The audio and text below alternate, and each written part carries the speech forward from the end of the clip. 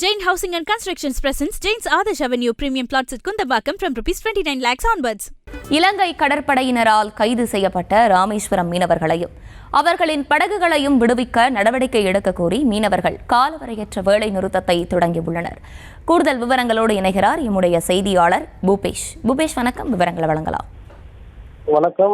இலங்கை கடற்படையால் தமிழக மீனவர்கள் கைது செய்யப்படுவது என்பது தொடர் நிகழ்வாக இருந்து வரக்கூடிய சூழலில் தற்போது 47 மீனவர்களை சமீபத்தில் எல்லை தாண்டி மீன் பிடித்ததாக கூறி கைது செய்து சிறையில் அடைத்துள்ளனர். இந்த சம்பவமானது ராமேஸ்வரம், தங்கச்சிமடம் உள்ளிட்ட தீவு பகுதிகளைச் சேர்ந்த மீனவர்களிடையே பெரும் கொந்தளிப்பை ஏற்படுத்தி இருக்கிறது.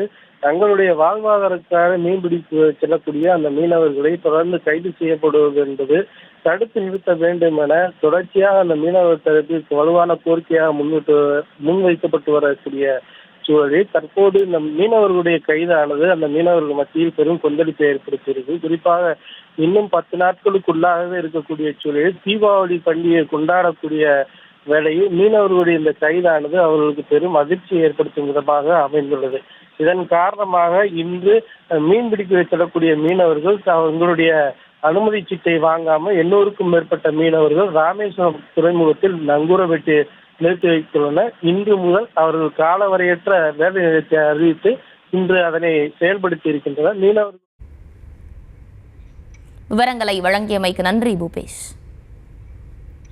Jain Housing and Constructions presents Jain's Adarsh Avenue Premium Plots at Kundambakam from ₹29 lakhs onwards.